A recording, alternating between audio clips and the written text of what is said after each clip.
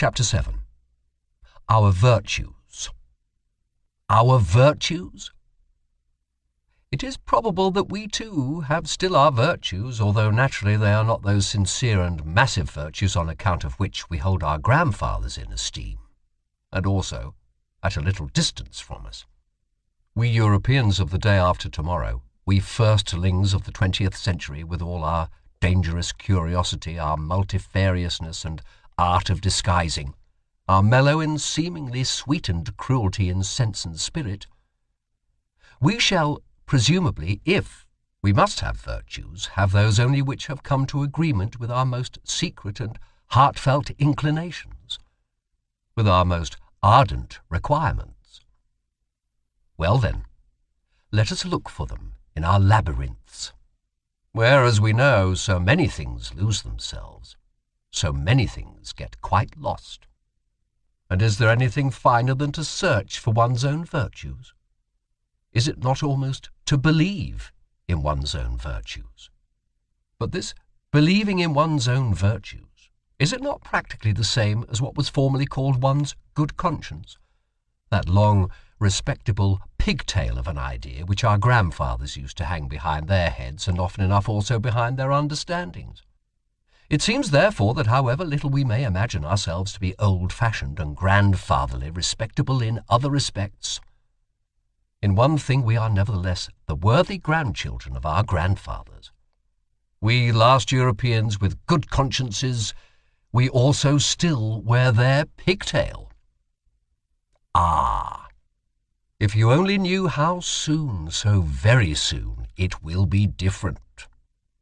As in the stellar firmament, there are sometimes two suns which determine the path of one planet, and in certain cases suns of different colours shine around a single planet, now with red light, now with green, and then simultaneously illumine and flood it with motley colours.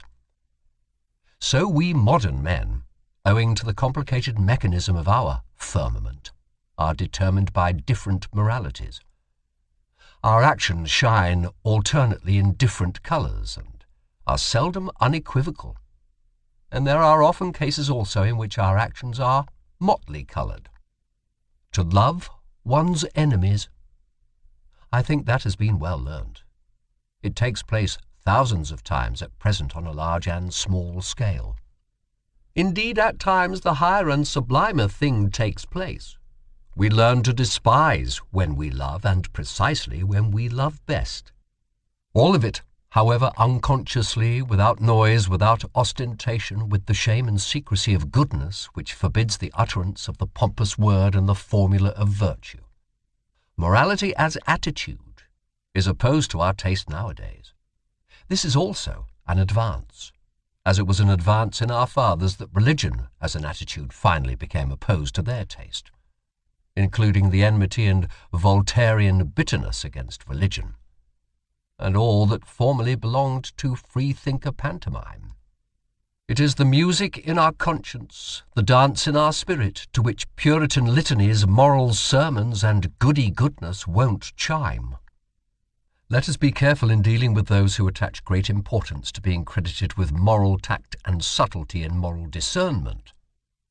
They never forgive us if they have once made a mistake before us, or even with regard to us.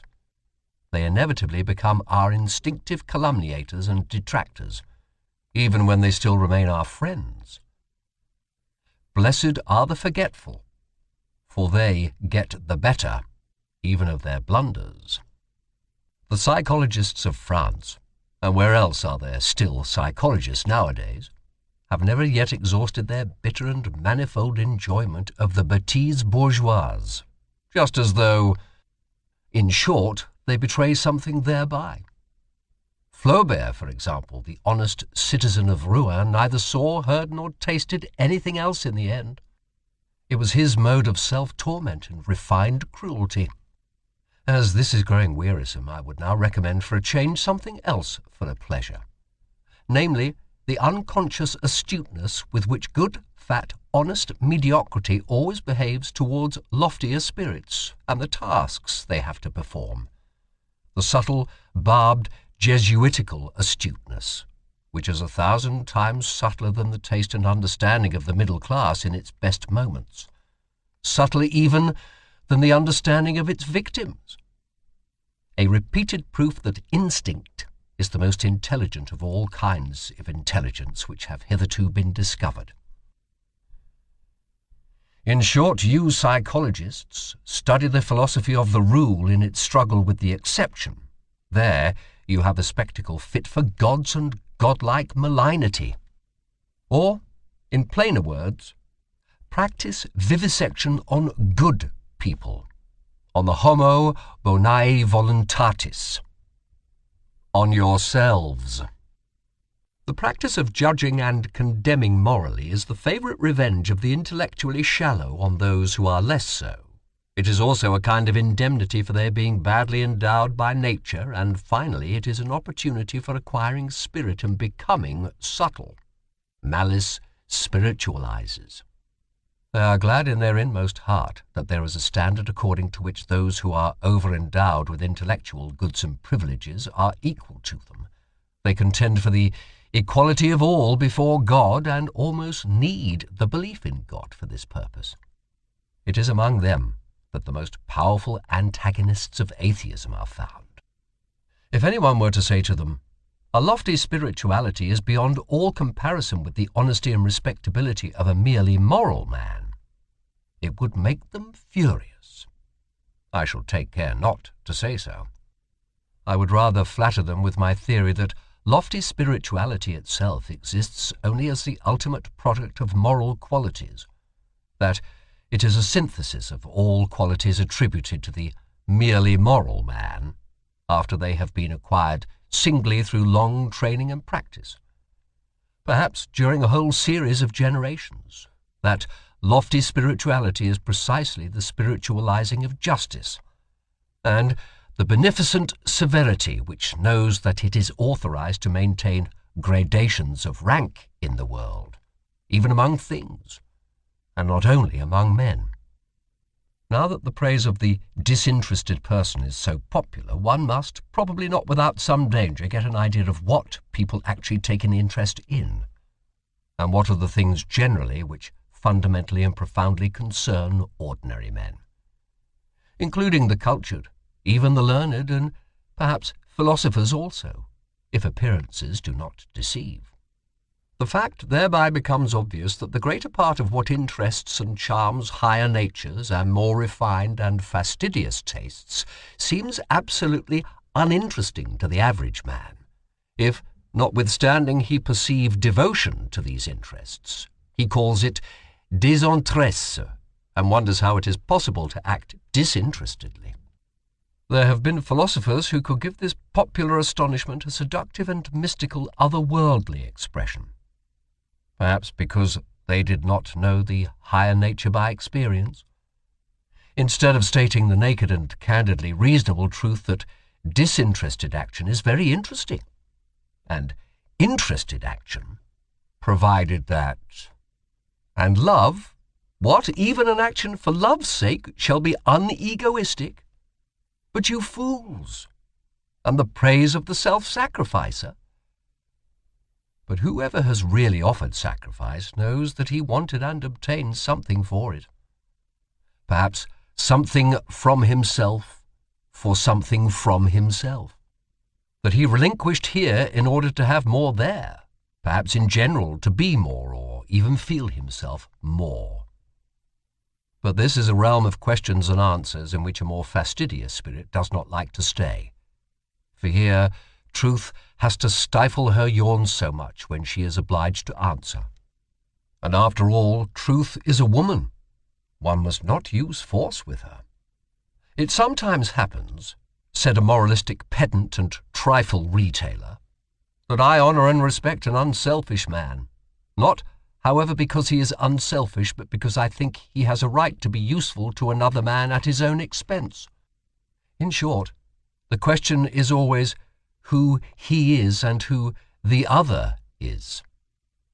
For instance, in a person created and destined for command, self-denial and modest retirement, instead of being virtues, would be the waste of virtues, so it seems to me.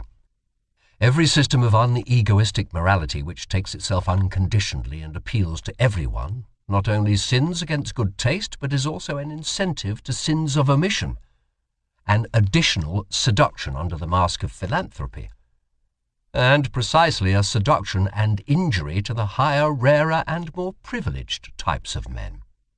Moral systems must be compelled first of all to bow before the gradations of rank. Their presumption must be driven home to their conscience, until they thoroughly understand at last that it is immoral to say that what is right for one is proper for another. So said my moralistic pedant and bonhomme. Did he perhaps deserve to be laughed at when he thus exhorted systems of morals to practice morality?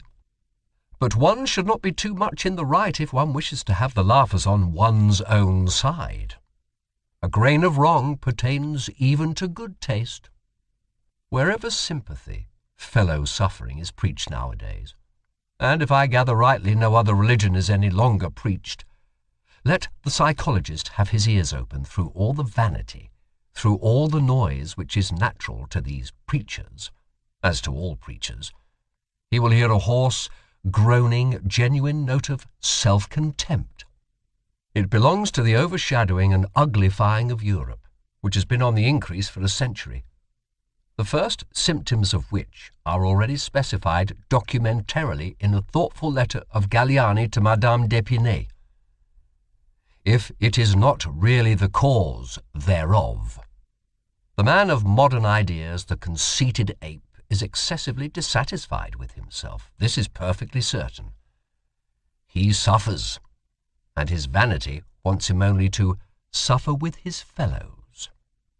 The hybrid European, a tolerably ugly plebeian taken all in all, absolutely requires a costume. He needs history as a storeroom of costumes. To be sure, he notices that none of the costumes fit him properly. He changes and changes. Let us look at the 19th century with respect to these hasty preferences and changes in its masquerades of style, and also with respect to its moments of desperation on account of nothing suiting us. It is in vain to get ourselves up as romantic or classical or Christian or Florentine or Barocco or national in moribus et artibus. It does not clothe us. But the spirit, especially the historical spirit, profits even by this desperation. Once and again a new sample of the past or of the foreign is tested, put on, taken off, packed up, and above all studied. We are the first studious age in puncto of costumes. I mean, as concerns morals, articles of belief, artistic tastes, and religions.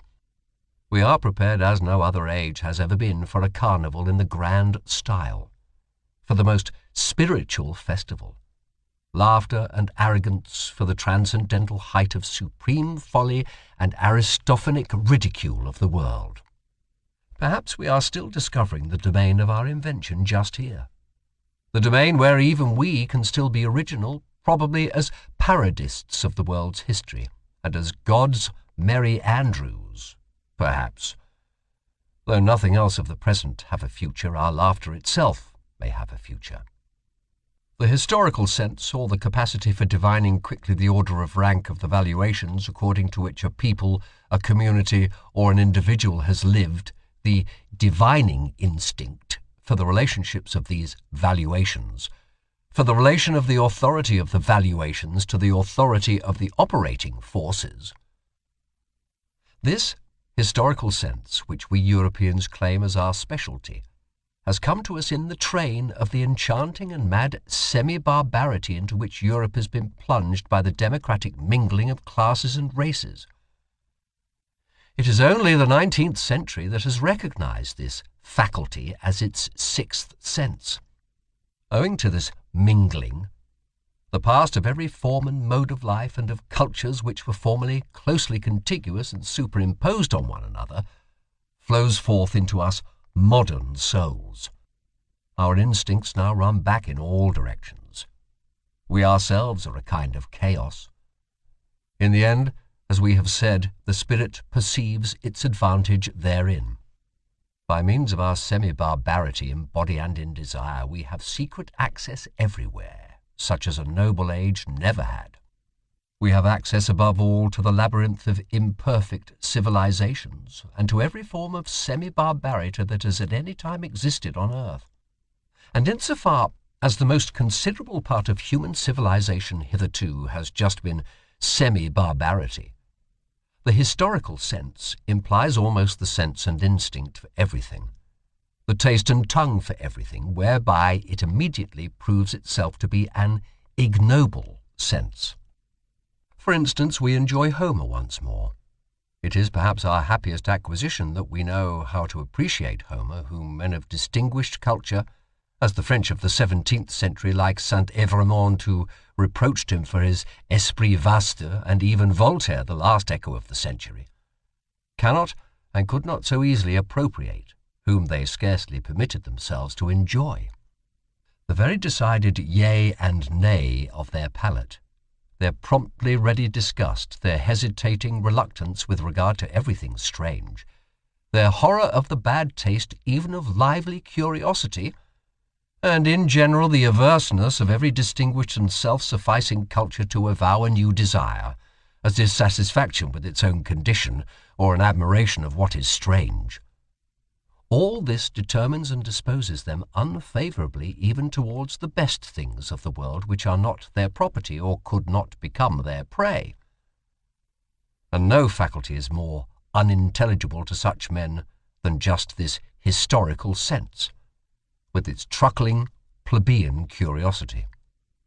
The case is not different with Shakespeare, that marvellous Spanish, Moorish, Saxon synthesis of taste over whom an ancient Athenian of the circle of Aeschylus would have half killed himself with laughter or irritation. But we accept precisely this wild mottliness, this medley of the most delicate, the most coarse, and the most artificial, with a secret confidence and cordiality. We enjoy it as a refinement of art reserved expressly for us, and allow ourselves to be as little disturbed by the repulsive fumes and the proximity of the English populace in which Shakespeare's art and taste lives, as perhaps on the Chioggia of Naples, where with all our senses awake we go our way, enchanted and voluntarily, in spite of the drain odour of the lower quarters of the town. That as men of the historical sense we have our virtues is not to be disputed. We are unpretentious, unselfish, modest, brave, habituated to self-control and self-renunciation, very grateful, very patient, very complacent. But with all this, we are perhaps not very tasteful. Let us finally confess it, that what is most difficult for us men of the historical sense to grasp, feel, taste, and love, what finds us fundamentally prejudiced and almost hostile, is precisely the perfection and ultimate maturity in every culture and art, the essentially noble in works and men, their moment of smooth sea and halcyon self-sufficiency, the goldenness and coldness which all things show that have perfected themselves. Perhaps our great virtue of the historical sense is in necessary contrast to good taste, at least to the very bad taste. And we can only evoke in ourselves imperfectly, hesitatingly, and with compulsion the small, short, and happy godsends and glorifications of human life as they shine here and there. Those moments and marvellous experiences when a great power has voluntarily come to a halt before the boundless and infinite. When a superabundance of refined delight has been enjoyed by a sudden checking and petrifying, by standing firmly and planting oneself fixedly on still trembling ground. Proportionateness is strange to us. Let us confess it to ourselves. Our itching is really the itching for the infinite, the immeasurable. Like the rider on his forward panting horse, we let the reins fall before the infinite, we modern men, we semi-barbarians, and are only in our highest bliss when we are in most danger. Whether it be hedonism, pessimism, utilitarianism, or eudaimonism, all those modes of thinking which measure the worth of things according to pleasure and pain, that is, according to accompanying circumstances and secondary considerations, are plausible modes of thought and naivetés which everyone conscious of creative powers and an artist's conscience will look down upon with scorn, though not without sympathy. Sympathy for you. To be sure, that is not a sympathy as you understand it. It is not sympathy for social distress, for society with its sick and misfortuned, for the hereditarily vicious and defective who lie on the ground around us. Still less is it sympathy for the grumbling, vexed, revolutionary slave classes who strive after power. They call it freedom. Our sympathy is a loftier and further-sighted sympathy. We see how man dwarfs himself, how you dwarf him. And there are moments when we view your sympathy with an indescribable anguish, when we resist it, when we regard your seriousness as far more dangerous than any kind of levity. You want, if possible, and there is not a more foolish if possible, to do away with suffering. And it really seems that we would rather have it increased and made worse than it has ever been. Well-being, as you understand it, is certainly not a goal. It seems to us an end, a condition which at once renders man ludicrous and contemptible, and makes his destruction desirable. The discipline of suffering, of great suffering. Know ye not that it is only this discipline that has produced all the elevations of humanity hitherto? The tension of soul in misfortune, which communicates to it its energy, its shuddering in view of rack and ruin, its inventiveness and bravery in undergoing, enduring, interpreting, and exploiting misfortune, and whatever depth, mystery, disguise, spirit, artifice, or greatness has been bestowed upon the soul, has it not been bestowed through suffering, through the discipline of great suffering? In man, creature and creator are united. In man there is not only matter, shred, excess, clay, mire, folly, chaos, but there is also the creator, the sculptor, the hardness of the hammer, the divinity of the spectator, and the seventh day. Do ye understand this contrast?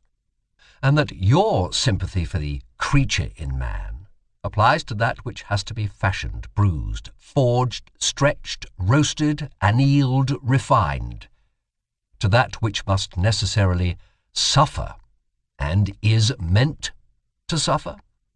And our sympathy? Do ye not yet understand what our reverse sympathy applies to when it resists your sympathy as the worst of all pampering and enervation? So it is sympathy against sympathy.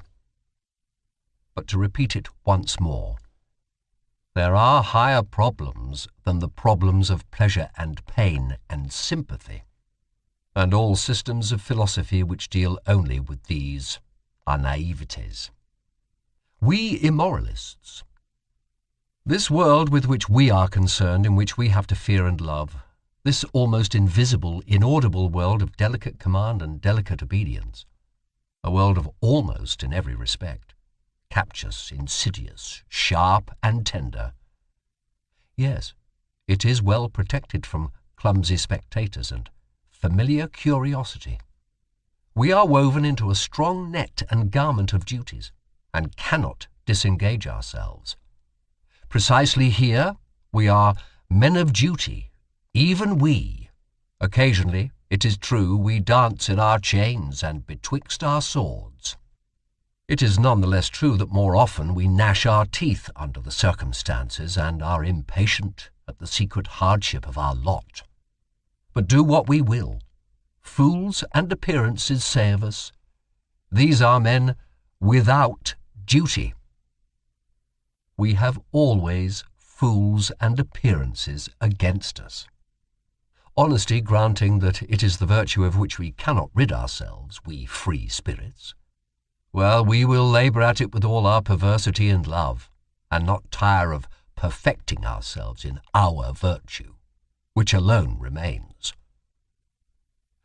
May its glance some day overspread like a gilded blue mocking twilight this aging civilization with its dull, gloomy seriousness.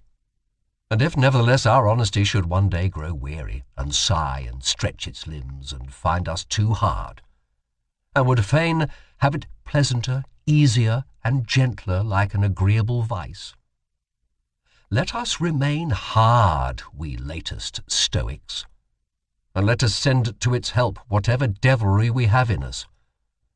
Our disgust at the clumsy and undefined, our nitimur in vetitum, our love of adventure, our sharpened and fastidious curiosity, our most subtle, disguised, intellectual will to power and universal conquest, which rambles and roves avidiously around all the realms of the future. Let us go with all our devils to the help of our God. It is probable that people will misunderstand and mistake us on that account. What does it matter? They will say their honesty, that is their devilry and nothing else. What does it matter? And even if they were right, have not all gods hitherto been such sanctified, rebaptized devils? And after all, what do we know of ourselves, and what the spirit that leads us wants to be called? It is a question of names. And how many spirits we harbour? Our honesty, we free spirits, let us be careful lest it become our vanity, our ornament and ostentation, our limitation, our stupidity. Every virtue inclines to stupidity, every stupidity to virtue. Stupid to the point of sanctity, they say in Russia. Let us be careful lest out of pure honesty we eventually become saints and bores. Is not life 100 times too short for us to bore ourselves? One would have to believe in eternal life in order to. I hope to be forgiven for discovering that all moral philosophy hitherto has been tedious and has belonged to the soporific appliances, and that virtue, in my opinion, has been more injured by the tediousness of its advocates than by anything else. At the same time, however, I would not wish to overlook their general usefulness. It is desirable that as few people as possible should reflect upon morals, and consequently it is very desirable that morals should not some day become interesting. But let us not be afraid. Things still remain today as they have always been. I see no one in Europe who has, or discloses, an idea of the fact that philosophizing concerning morals might be conducted in a dangerous, captious, and ensnaring manner, that calamity might be involved therein. Observe, for example, the indefatigable, inevitable English utilitarians, how ponderously and respectably they stalk on. Stalk along, a Homeric metaphor expresses it better, in the footsteps of Bentham, just as he had already stalked in the footsteps of the respectable Helvétius.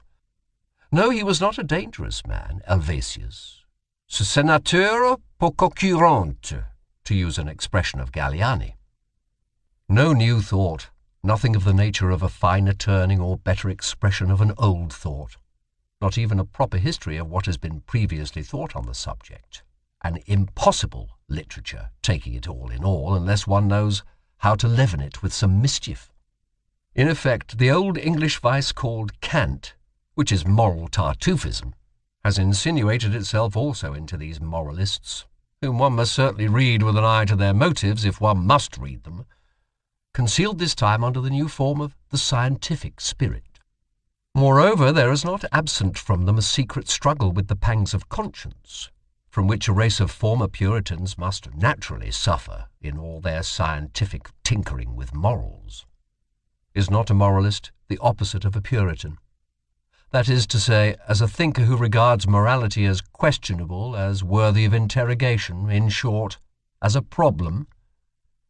Is moralizing not immoral? In the end, they all want English morality to be recognized as authoritative, inasmuch as mankind, or the general utility, or the happiness of the greatest number. No, the happiness of England will be best served thereby. They would like by all means to convince themselves that the striving after English happiness I mean after comfort and fashion, and in the highest instance a seat in Parliament, is at the same time the true path of virtue. In fact, that insofar as there has been virtue in the world hitherto, it has just consisted in such striving. Not one of those ponderous, conscience-stricken herding animals who undertake to advocate the cause of egoism as conducive to the general welfare wants to have any knowledge or inkling of the facts that the general welfare is no ideal, no goal, no notion that can be at all grasped, but is only a nostrum. That what is fair to one may not at all be fair to another. That the requirement of one morality for all is really a detriment to higher men. In short, that there is a distinction of rank between man and man, and consequently between morality and morality. They are an unassuming and fundamentally mediocre species of men, these utilitarian Englishmen. And as already remarked, insofar as they are tedious, one cannot think highly enough of their utility. One ought even to encourage them, as has been partially attempted, in the following rhymes. Hail, ye worthies, barrow-wheeling, longer, better, aye, revealing, stiffer eye in head and knee, unenraptured, never jesting, mediocre, everlasting, sans génie et sans esprit. In these later ages, which may be proud of their humanity, there still remains so much fear, so much superstition of the fear, of the cruel wild beast, the mastering of which constitutes the very pride of these humaner ages, that even obvious truths, as if by the agreement of centuries, have long remained unuttered because they have the appearance of helping the finally slain wild beast back to life again. I perhaps risk something when I allow such a truth to escape. Let others capture it again and give it so much milk of pious sentiment to drink that it will lie down quiet and forgotten in its old corner. One ought to learn anew about cruelty and open one's eyes. One ought at last to learn impatience in order that such immodest gross errors, as for instance have been fostered by ancient and modern philosophers with regard to tragedy, may no longer wander about virtuously and boldly. Almost everything that we call higher culture is based upon the spiritualizing and intensifying of cruelty. This is my thesis. The wild beast has not been slain at all. It lives, it flourishes, it has only been transfigured. That which constitutes the painful delight of tragedy is cruelty. That which operates agreeably in so-called tragic sympathy, and at the basis even of everything sublime, even up to the highest and most delicate thrills of metaphysics, obtains its sweetness solely from the intermingled ingredient of cruelty. What the Roman enjoys in the arena, the Christian in the ecstasies of the cross, the Spaniard at the sight of the faggot and stake, or of the bullfight, the present-day Japanese who presses his way to the tragedy, the workman of the prison suburbs who has a homesickness for bloody revolutions, the Wagnerian who, with unhinged will, undergoes the performance of Tristan and Isolde. What all these enjoy and strive with mysterious ardour to drink in is the philtre of the great Circe cruelty. Here, to be sure, we must put aside entirely the blundering psychology of former times, which could only teach, with regard to cruelty, that it originated at the sight of the suffering of others. There is an abundant, superabundant enjoyment even in one's own suffering, in causing one's own suffering. And wherever man has allowed himself to be persuaded to self-denial in the religious sense, or to self-mutilation, as among the Phoenicians and ascetics, or in general to desensualization, decarnalization, and contrition, to puritanical repentant spasms, to vivisection of conscience, and to Pascal-like sacrificia del intelletto, he is secretly allured and impelled forwards by his cruelty, by the dangerous thrill of cruelty towards himself. Finally, let us consider that even the seeker of knowledge operates as an artist and glorifier of cruelty, in that he compels his spirit to perceive against its own inclination, and often enough against the wishes of his heart. He forces it to say nay, where he would like to affirm, love, and adore. Indeed, every instance of taking a thing profoundly and fundamentally is a violation, an intentional injuring of the fundamental will of the spirit, which instinctively aims at appearance and superficiality. Even in every desire for knowledge, there is a drop of cruelty. Perhaps what I have said here about a fundamental will of the spirit may not be understood without further details. I may be allowed a word of explanation. That imperious something which is popularly called the spirit wishes to be master internally and externally, and to feel itself master. It has the will of a multiplicity for a simplicity, a binding, taming, imperious, and essentially ruling will. Its requirements and capacities here are the same as those assigned by physiologists to everything that lives, grows, and multiplies. The power of the spirit to appropriate foreign elements reveals itself in a strong tendency to assimilate the new to the old, to simplify the manifold, to overlook or repudiate the absolutely contradictory. Just as it arbitrarily re-underlines, makes prominent and falsifies for itself certain traits and lines in the foreign elements, in every portion of the outside world. Its object thereby is the incorporation of new experiences, the assortment of new things in the old arrangements, in short, growth, or more properly, the feeling of growth. The feeling of increased power is its object. This same will has at its service an apparently opposed impulse of the spirit, a suddenly adopted preference of ignorance, of arbitrary shutting out, a closing of windows, an inner denial of this or that, a prohibition to approach, a sort of defensive attitude against much that is knowable, a contentment with obscurity, with the shutting-in horizon, an acceptance and approval of ignorance, as that which is all necessary according to the degree of its appropriating power, its digestive power, to speak figuratively. And in fact, the spirit resembles a stomach more than anything else. Here also belong an occasional propensity of the spirit to let itself be deceived, perhaps with a waggish suspicion that it is not so-and-so, but is only allowed to pass as such, a delight in uncertainty and ambiguity, an exulting enjoyment of arbitrary, out-of-the-way narrowness and mystery, of the too near, of the foreground, of the magnified, the diminished, the misshapen, the beautified. An enjoyment of the arbitrariness of all these manifestations of power. Finally, in this connection, there is the not unscrupulous readiness of the spirit to deceive other spirits and dissemble before them. The constant pressing and straining of a creating, shaping, changeable power. The spirit enjoys therein its craftiness and its variety of disguises. It enjoys also its feeling of security therein. It is precisely by its protean arts that it is best protected and concealed. Counter to this propensity for appearance, for simplification, for a disguise, for a cloak, in short, for an outside, for every outside is a cloak, there operates the sublime tendency of the man of knowledge, which takes and insists on taking things profoundly, variously, and thoroughly, as a kind of cruelty of the intellectual conscience and taste which every courageous thinker will acknowledge in himself, provided, as it ought to be, that he has sharpened and hardened his eye sufficiently long for introspection, and is accustomed to severe discipline, and even severe words. He will say, "There is something cruel in the tendency of my spirit."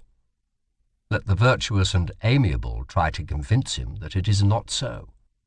In fact, it would sound nicer if, instead of our cruelty, perhaps our extravagant honesty were talked about, whispered about, and glorified. We free, very free spirits. And some day, perhaps, such will actually be our posthumous glory. Meanwhile, for there is plenty of time until then, we should be least inclined to deck ourselves out in such florid and fringed moral verbiage. Our whole former work has just made us sick of this taste and its sprightly exuberance. They are beautiful, glistening, jingling, festive words. Honesty, love of truth, love of wisdom, sacrifice for knowledge, heroism of the truthful. There is something in them that makes one's heart swell with pride. But we anchorites and marmots have long ago persuaded ourselves in all the secrecy of an anchorite's conscience that this worthy parade of verbiage also belongs to the old force adornment, frippery, and gold dust of unconscious human vanity, and that even under such flattering colour and repainting, the terrible original text, homo natura, must again be recognized. In effect, to translate man back again into nature, to master the many vain and visionary interpretations and subordinate meanings which have hitherto been scratched and daubed over the eternal original text, homo natura. To bring it about that man shall henceforth stand before man as he now, hardened by the discipline of science, stands before the other forms of nature, with fearless Oedipus eyes and stopped Ulysses ears, deaf to the enticements of old metaphysical bird-catchers who have piped to him far too long. Thou art more. Thou art higher. Thou hast a different origin. This may be a strange and foolish task, but that it is a task, who can deny? Why did we choose it, this foolish task? Or, to put the question differently, why knowledge at all? Everyone will ask us about this. And thus pressed, we, who have asked ourselves the question 100 times, have not found and cannot find any better answer. Learning alters us. It does what all nourishment does, that does not merely conserve, as the physiologist knows. But at the bottom of our souls, quite down below, there is certainly something unteachable, a granite of spiritual fate, of predetermined decision and answer to predetermined chosen questions. In each cardinal problem there speaks an unchangeable I am this. A thinker cannot learn anew about a man and woman, for instance, but can only learn fully. He can only follow to the end what is fixed about them in himself. Occasionally we find certain solutions of problems which make strong beliefs for us. Perhaps they are henceforth called convictions. Later on one sees in them only footsteps to self-knowledge, guideposts to the problem which we ourselves are, or more correctly to the great stupidity which we embody, our spiritual fate, the unteachable in us, quite down below. In view of this liberal compliment which I have just paid myself, permission will perhaps be more readily allowed me to utter some truths about woman as she is, provided that it is known at the outset how literally they are merely my truths. Woman wishes to be independent, and therefore she begins to enlighten men about woman as she is. This is one of the worst developments of the general uglifying of Europe. For what must these clumsy attempts of feminine scientificality and self-exposure bring to light? Woman has so much cause for shame. In woman there is so much pedantry, superficiality, schoolmasterliness, petty presumption, unbridledness, and indiscretion concealed. Study only woman's behaviour towards children, which has really been best restrained and dominated hitherto by the fear of a man.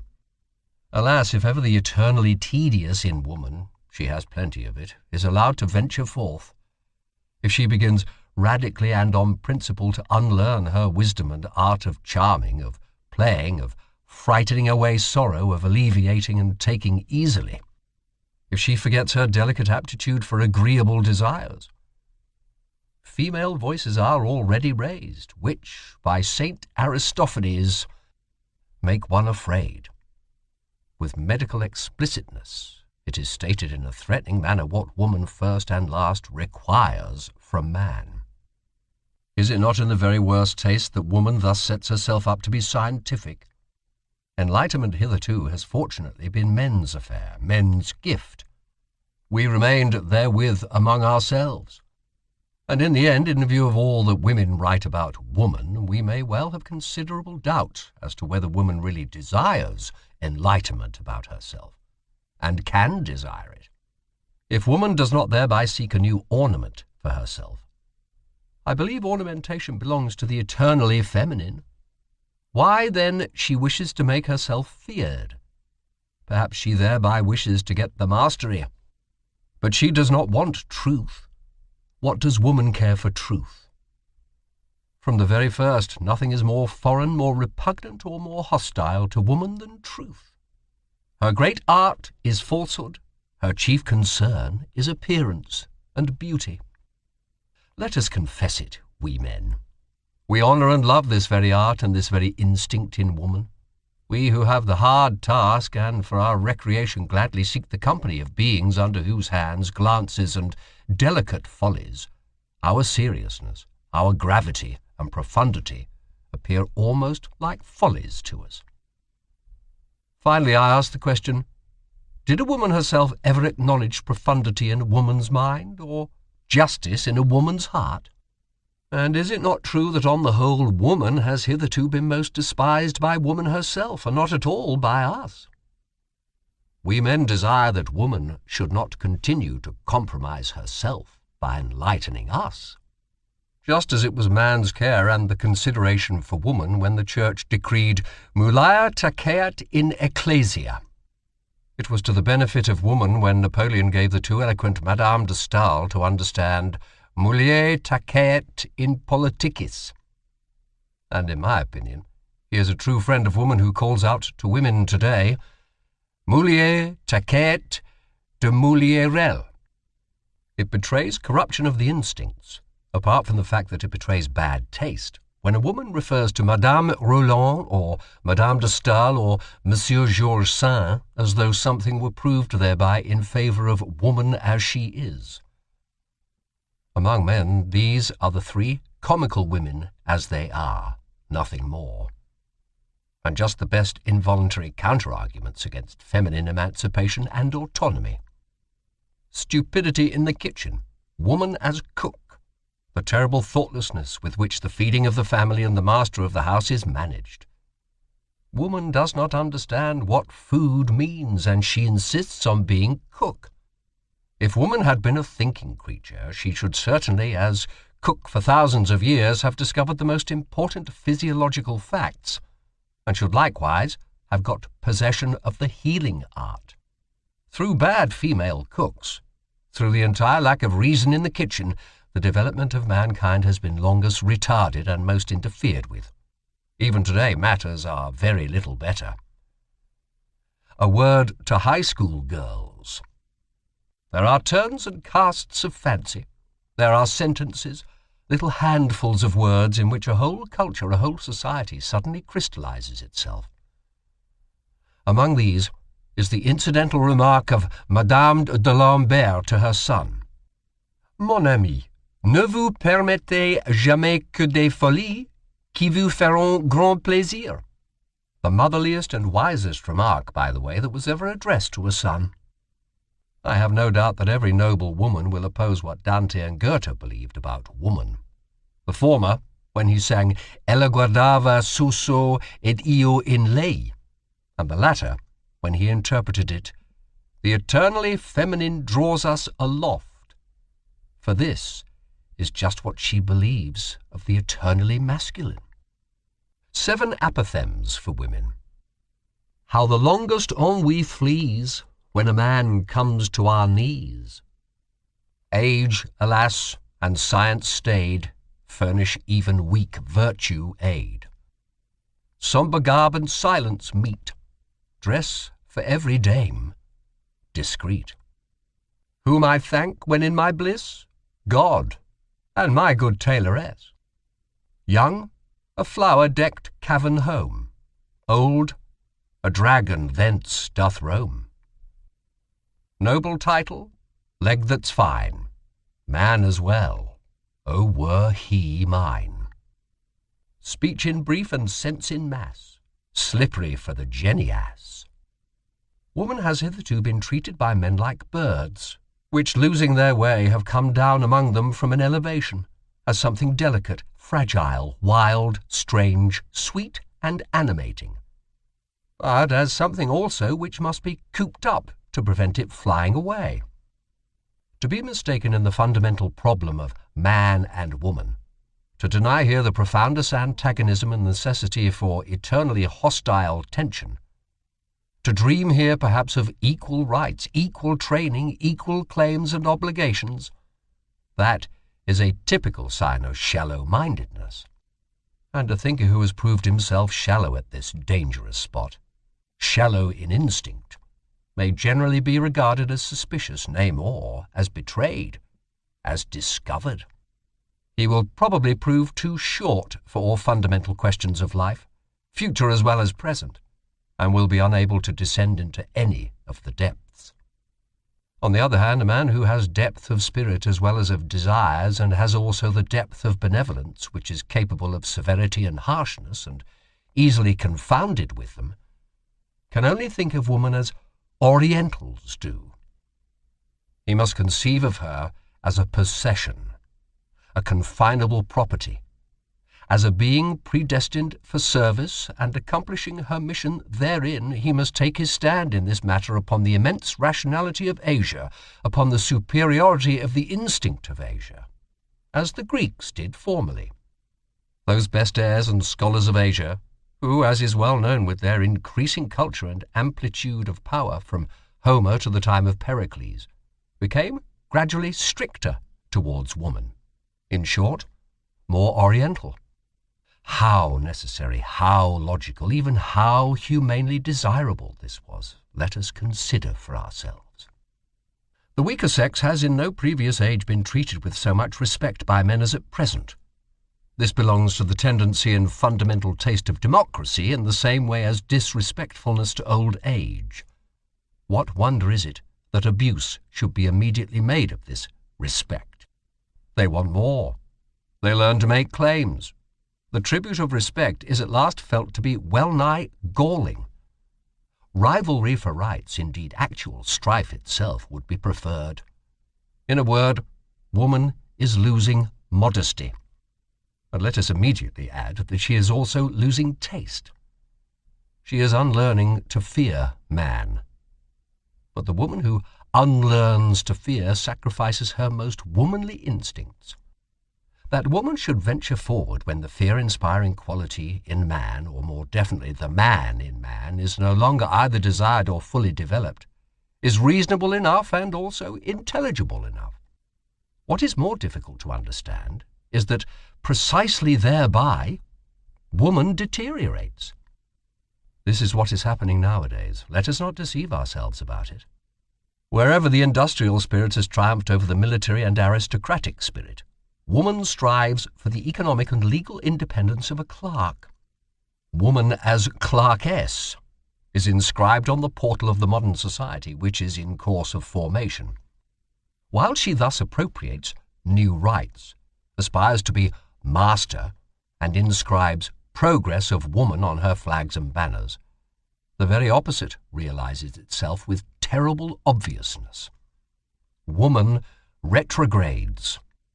Since the French Revolution, the influence of woman in Europe has declined in proportion as she has increased her rights and claims. And the emancipation of woman, insofar as it is desired and demanded by women themselves, and not only by masculine shallow pates, thus proves to be a remarkable symptom of the increased weakening and deadening of the most womanly instincts. There is stupidity in this movement, an almost masculine stupidity, of which a well-reared woman, who is always a sensible woman, might be heartily ashamed. To lose the intuition as to the ground upon which she can most surely achieve victory, to neglect exercise in the use of her proper weapons, to let herself go before man, perhaps even to the book where formerly she kept herself in control and in refined, artful humility, to neutralize with her virtuous audacity man's faith in a veiled, fundamentally different ideal in woman, something eternally, necessarily feminine, to emphatically and loquaciously dissuade man from the idea that woman must be preserved, cared for, protected, and indulged like some delicate, strangely wild, and often pleasant domestic animal. The clumsy and indignant collection of everything of the nature of servitude and bondage which the position of woman in the hitherto existing order of society has entailed and still entails, as though slavery were a counter-argument and not rather a condition of every higher culture, of every elevation of culture. What does all this betoken, if not a disintegration of womanly instincts? A defeminizing? Certainly there are enough of idiotic friends and corrupters of woman among the learned asses of the masculine sex who advise woman to defeminize herself in this manner, and to imitate all the stupidities from which man in Europe, European manliness, suffers, who would like to lower woman to general culture, indeed even to newspaper reading, and meddling with politics. Here and there they wish even to make women into free spirits and literary workers, as though a woman without piety would not be something perfectly obnoxious or ludicrous to a profound and godless man. Almost everywhere her nerves are being ruined by the most morbid and dangerous kind of music, our latest German music, and she is daily being made more hysterical and more incapable of fulfilling her first and last function, that of bearing robust children. They wish to cultivate her, in general, still more, and intend, as they say, to make the weaker sex strong by culture, as if history did not teach in the most emphatic manner that the cultivating of mankind and his weakening, that is to say, the weakening, dissipating, and languishing of his force of will, have always kept pace with one another, and that the most powerful and influential women in the world, and lastly the mother of Napoleon, had just to thank their force of will and not their schoolmasters for their power and ascendancy over men. That which inspires respect in woman, and often enough fear also, is her nature, which is more natural than that of man. Her genuine carnivora-like cunning flexibility, her tiger claws beneath the glove, her naivete in egoism, her untrainableness and innate wildness, the incomprehensibleness, extent, and deviation of her desires and virtues. That which, in spite of fear, excites one's sympathy for the dangerous and beautiful cat, woman, is that she seems more afflicted, more vulnerable, more necessitous of love, and more condemned to disillusionment than any other creature. Fear and sympathy it is with these feelings that man has hitherto stood in the presence of woman, always with one foot already in tragedy, which rends while it delights. What? And all that is now to be at an end? And the disenchantment of woman is in progress? The tediousness of woman is slowly evolving? Oh, Europe, Europe, we know the horned animal which was always most attractive to thee, from which danger is ever again threatening thee. Thy old fable might once more become history, and immense stupidity might once again overmaster thee and carry thee away. And no God concealed beneath it. No, only an idea, a modern idea.